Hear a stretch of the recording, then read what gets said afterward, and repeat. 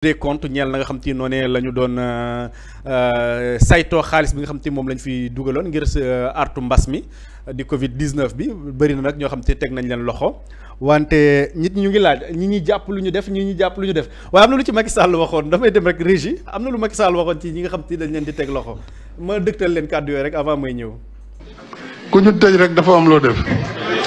na nga jàdd yoon. ku ñu tëj rek dafa am loo def na nga jàdd yoon. ku ñu tëj rek dafa am loo def na nga jàdd yoon. ku ñu tëj rek dafa am loo def na nga jàdd yoon.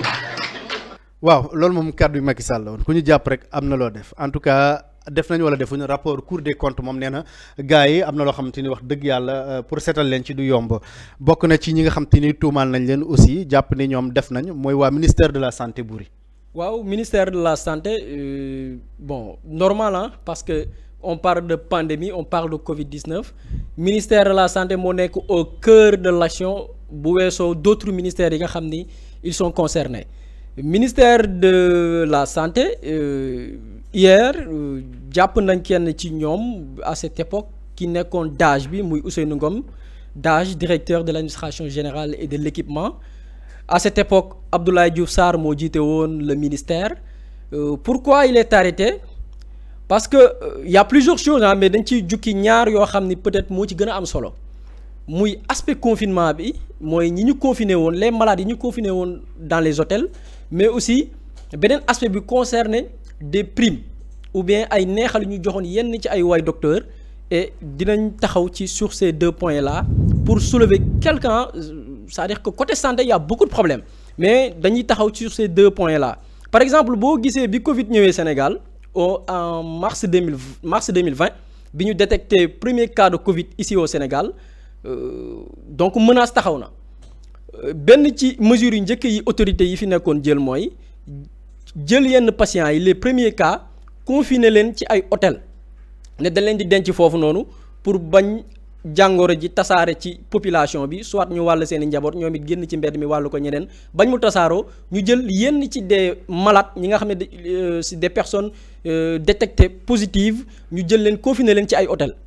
ci hôtel yooyu noonu d'après les données qui sont disponibles et approuvées par un rapport de la Cour des comptes en 2020 nee nañ on a payé 7 milliards 185 millions 244 770 francs CFA. En 2021, on a payé 3 milliards 164 millions 158 950 francs CFA ñu ne loolu la ñu fay ci ay hôtel pour denc fa ay malades yoo xam ne jàpp na ni ñii bu ñu leen bàyyi ñu ñibbi seen i kër wala seen i gox wala fa ñuy liggéeyee mën nañu wàll ay nit mais y a un problème le problème mooy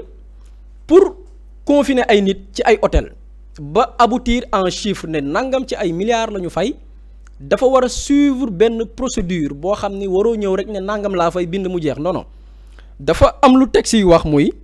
pour le séjour des patients à confiner dans les hôtels un arrêté du gouverneur de la région concernée portant réquisition du réceptif est obligatoire.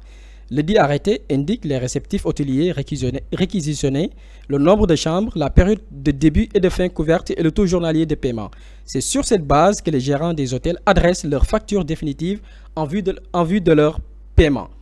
C'est-à-dire que pour jël ay malades confiner leen ci ay hôtel gouverneur u région bi mbir mi concerné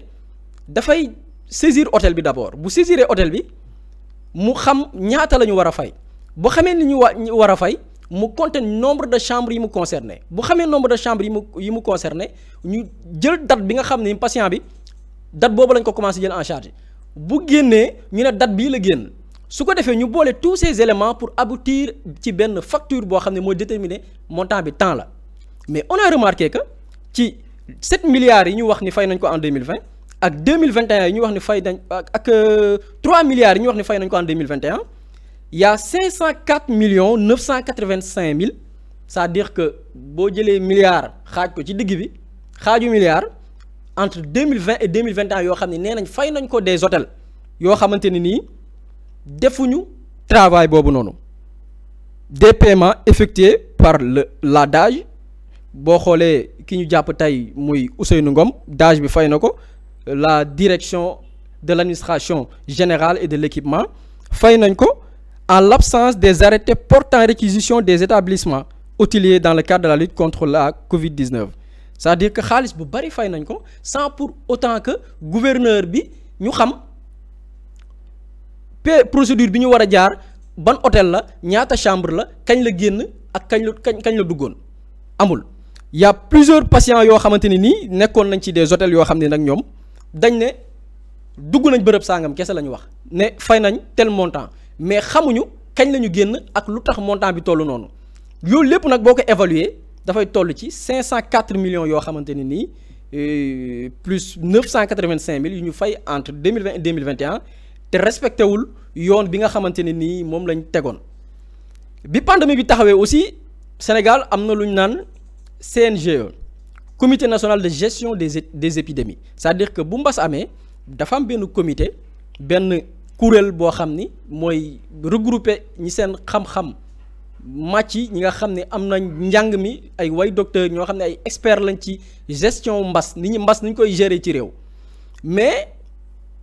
ci comité boobu noonu dafa am lu ko régir c'est-à-dire que du rek ñëw ni comité bi dañ ciy def nangami nit def lu la neex non dafa am benn note de service du ministère de la santé boo xam ni dafa ne ce comité national de gestion des épidémies fanweeri nit ak benn le comité boobu war a am bi pandémie bi ñëwee on a vu que comité national de gestion des épidémies bi nga xamante ni teg nañ ko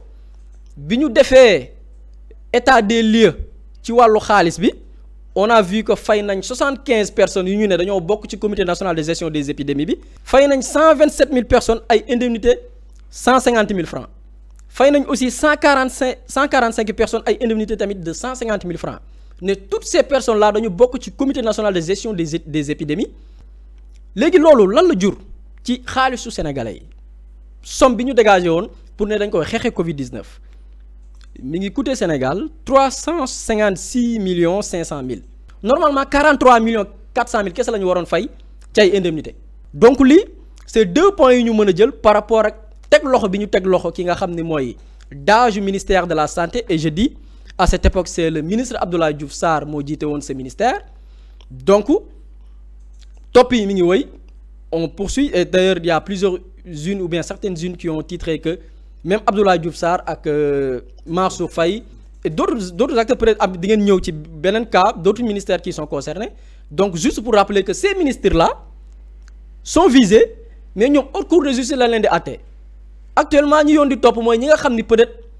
ci suuf ou bien ñoo doon jouer yenn rôle yi ou bien ñoo doon def yenn actes yi yoon woo leen déglu leen laaj leen lii ak lii fan ngeen ko teg et comme je l'ai dit hier je pense que pour cette reddition des comptes il faut que ces gens-là jouent le jeu quoi c'est-à-dire que lii ñu def naka lañ ko defee ak ci yan ordre lañ ko defee et je pense que ces gens-là ne vont pas se sacrifier pour des personnes yoo xam ne xëy na peut-être ñoo doon joxe les ordres jugee ci kaw. et puis encore une fois on le rappelle gars yi laajte démb ba léegi ñi jàpp lu ñu def Papis. waaw ñi jàpp lu ñu def. lan la Macky Sall wax ni moom la ñu def ñi jàpp. waaw. ku ñu tëj rek dafa am loo def na nga jàdd yoon ku ñu tëj rek dafa am loo def na nga jàdd yoon ku ñu tëj rek dafa am loo def na nga jàdd yoon ku ñu tëj rek dafa am loo def na nga jàdd yoon. loolu nag ki nga xam te moo fi nekkoon président de la république Macky Sall ah. Macky lu mu wax dëgg la. moom moo ko waxoon. c'est-à-dire Macky Sall lu mu wax dëgg la. waaw moom daal nee na ku ñu jàpp rek loo def. wax yooyu instant bii nii c'est-à-dire que gis nga kii Macky Sall bii nii. discours am bii nii non instant bii nii en 2025 lépp lu mu ci wax dëgg la. waaye non Macky gisaane kan la Macky moo fi mën c'est-à-dire que Macky il a raison. Macky il a raison sur tout le monde. xaw ma ñan la doon waxal daal waaye nee na leen daal. non li mu wax dëgg la. ku ñu jàpp rek am nga loo def ku ñu jàpp dafa fekk nga am loo def. d'accord Macky li mu wax dëgg. loolu mu nekkoon li nga xam te am na ministère de la santé ministère des mines et de la géologie également. am na scandale yoo xam te ne meeku nañ fa ci Covid bi aussi Baye Ndongo. effectivement Ismaïla Boury wax na ko muy ministère